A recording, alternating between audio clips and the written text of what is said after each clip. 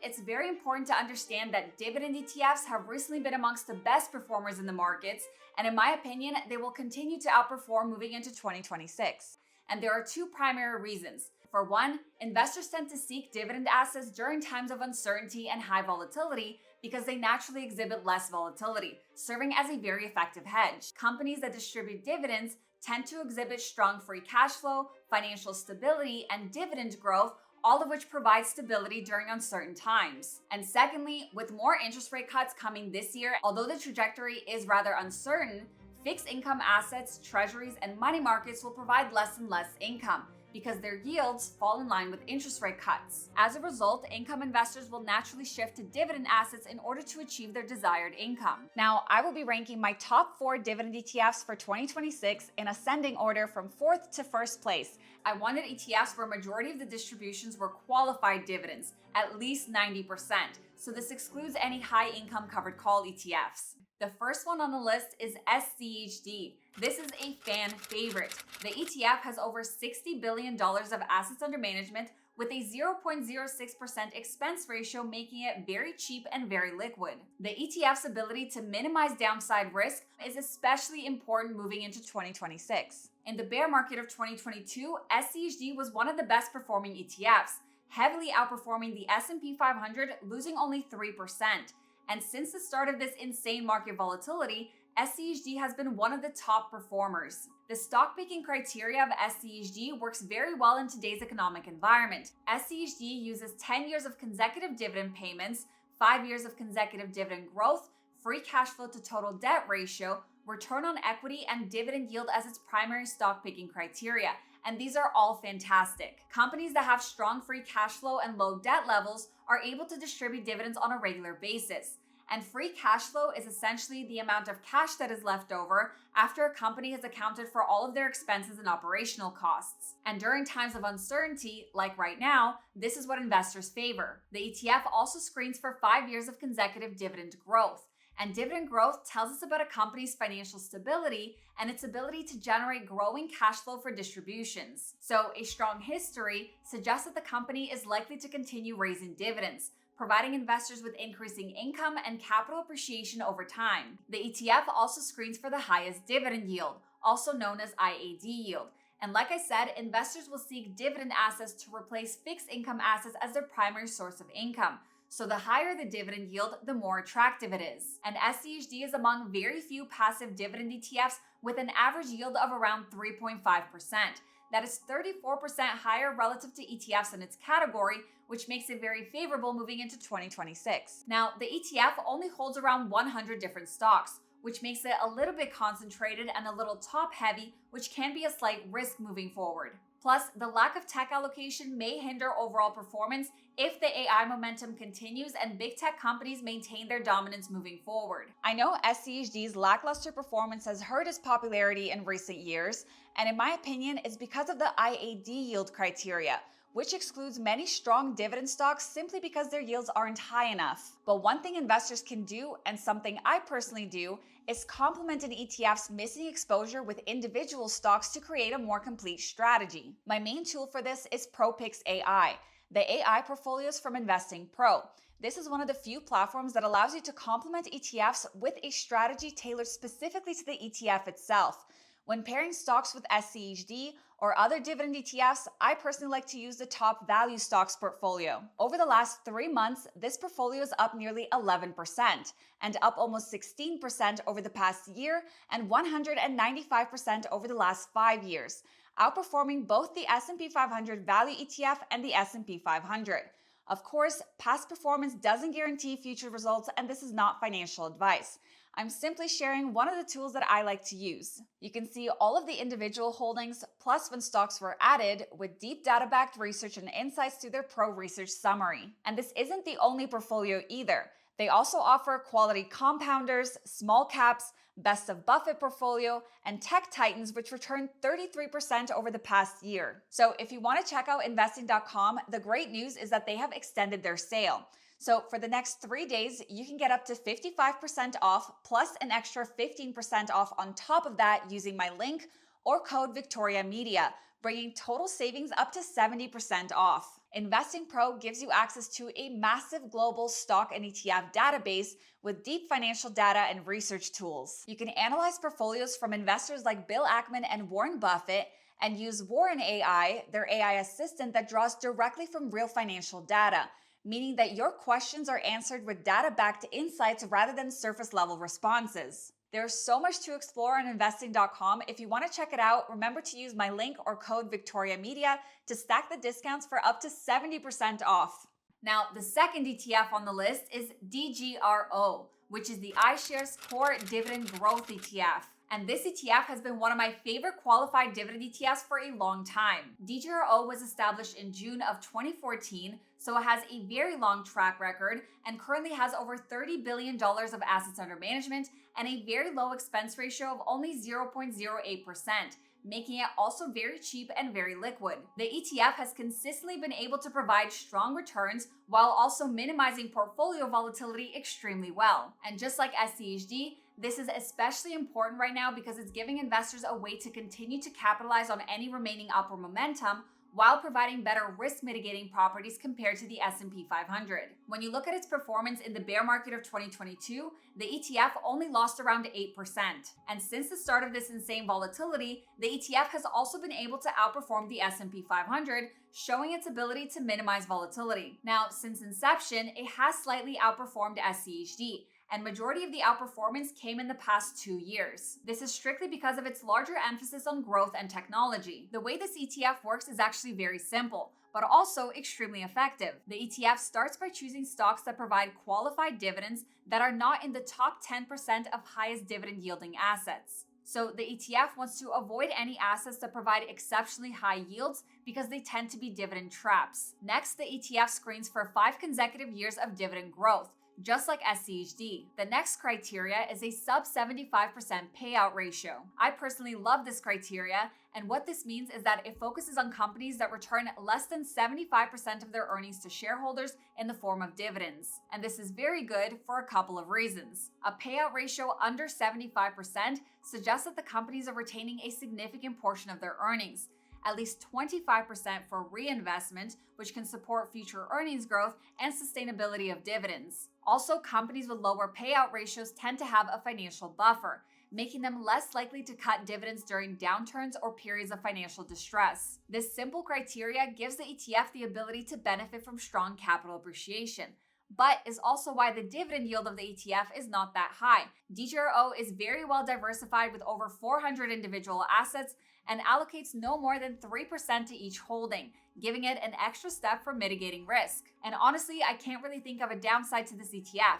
I really feel that it's an ETF to hold for the long term. The next ETF on the list is FDVV, which is the Fidelity High Dividend ETF. And this ETF is extremely unique. FDVV has had a phenomenal performance over the past 3 years and has been able to crush many other passive dividend ETFs while still providing a very strong dividend yield of around 3%.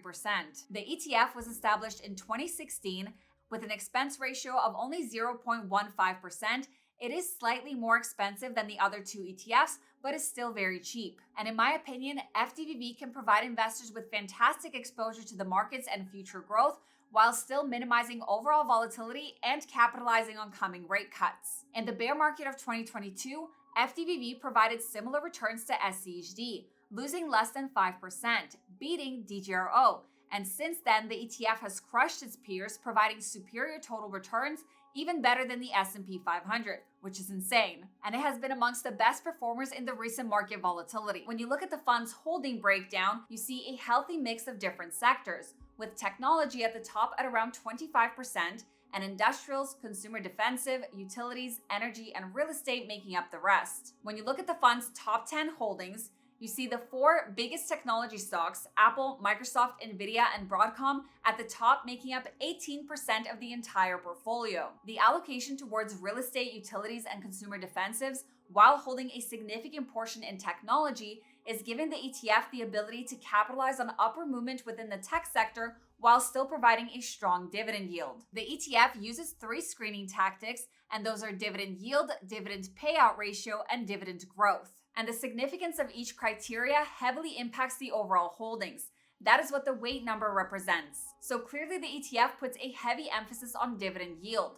That is why it has a 70% weight. Now, FDVV uses trailing dividend yield over the last 12 months, and this simply takes assets with the highest dividend yield over the last 12 months. Simple. So this naturally includes assets like REITs and utilities because they tend to have the highest dividend yields. Now, the 10% allocation towards REITs and the 10% allocation towards utilities, in my opinion, can give the ETF an edge over its peers moving into 2025, and it all has to do with rate cuts. Interest rate cuts lower borrowing costs, and REITs heavily rely on borrowed money to develop real estate properties. Also, property values tend to increase with rate cuts because lower interest rates means lower mortgage rates, which drives demand for real estate. One thing to note is that the dividend yield provided from REITs falls under non-qualified dividends, which means that likely a portion of the yield distributed from FDVV will be taxed as regular income. The next screening criteria are the trailing dividend payout over the last 12 months and the trailing dividend growth over the last 12 months. But what's extremely unique here is that the fund doesn't screen for 5 years of historical dividend growth like other well-known ETFs, such as SCHD or DGRO.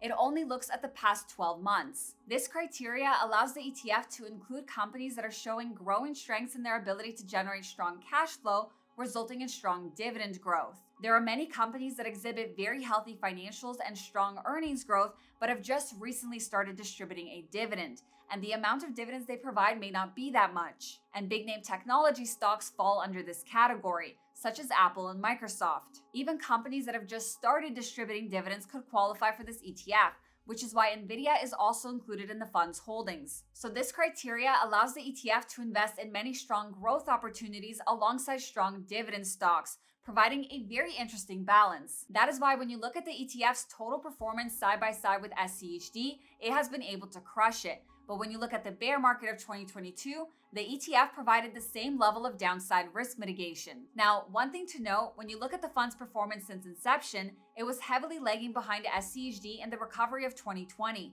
And the main reason is because the ETF suffered almost 10% more in the pandemic sell-off.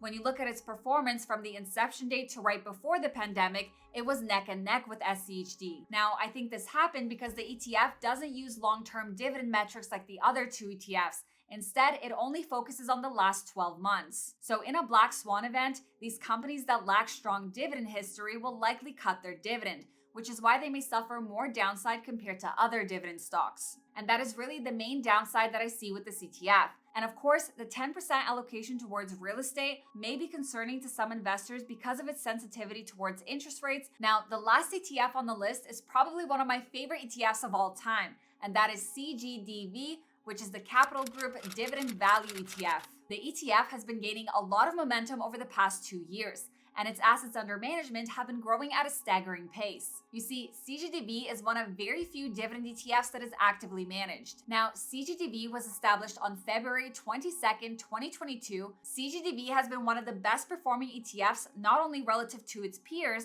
but it has outperformed the S&P 500 and the QQQ since inception. And the craziest part is that CGDV provides superior downside risk mitigation to both, with a beta value that is almost in line with DGRO. In the bear market of 2022, although it missed the first month and a bit, CGDV provided similar returns to its peers, losing only 2.8%, heavily outperforming the S&P 500. But since then, the momentum and growth of the ETF has been astronomical. And ever since the start of this insane market volatility, the ETF has heavily outperformed the S&P 500, proving its ability to minimize volatility. And what I love the most is that it has been able to outperform without big tech being the primary driver. Now, the reason I want to emphasize the holding breakdown here is because many popular dividend ETFs like SCHD focus on industrials because this sector is known to provide stability and a high dividend yield, which investors tend to seek right now. So CGDV also embodies those characteristics, but then it combines it with a significant allocation towards technology and healthcare and an active management style, allowing it to not only benefit from the continued AI momentum, but also benefit from superior risk mitigating tactics. Now, the way the ETF works is very unique. Like I said, it is amongst a very few dividend ETFs that is actively managed. CGDV has a multi-manager structure, each with a particular background, style, and approach, with 5 portfolio managers listed in the fund's statement of additional information. The investment objective of CGDV is to produce income exceeding the average yield on US stocks and to provide an opportunity for growth of principal consistent with sound common stock investing. So, in other words, the fund is emphasizing capital appreciation as well as dividend yield and dividend growth. So, you are getting a hedge fund wrapped in an ETF, which is why it has been a favorite amongst many investors. Now, of course, there are a few downsides. For one, it is more expensive. With an expense ratio of 0.33%, it is much higher than the average. Secondly, it hasn't been around for that long. However, remember that the ETF is actively changing its holdings, and the fact that it has outperformed the S&P 500 without big tech as the primary driver gives me a lot of confidence in the manager's abilities. And lastly, the yield is pretty low. At 1.5%, it doesn't compete with the others on the list. However, that may change over time because the managers could shift to higher dividend assets if they see a need to. Plus, the dividend growth of the fund is very strong, and remember, the fund's ability to minimize volatility is the main focus for investors moving into 2026. So there you have it. These are my top 4 dividend ETFs. Let me know what you guys think, as well as which other funds you'd like me to cover. And that is all for this one. If you haven't yet, make sure you subscribe to my channel and hit the thumbs up button for the YouTube algorithm. Thank you guys so much for watching, and I will see you in my next one. This video is for educational and entertainment purposes only and is not financial, investment, tax, or legal advice. Discussions of ETFs, investing strategies, market updates, or specific funds are general, not tailored to your financial situation, and should not be relied upon for decision making. Investing involves significant risks, including total loss of principal, and past performance does not guarantee future results. I am not a registered financial advisor. My content reflects personal research and publicly available information. I may earn affiliate commissions from mentioned products or links disclosed per FTC guidelines, but these do not influence my opinions. Always consult a licensed financial professional and verify information independently. By watching this, you agree I am not liable for any losses or consequences from your actions. International viewers should consult local regulations.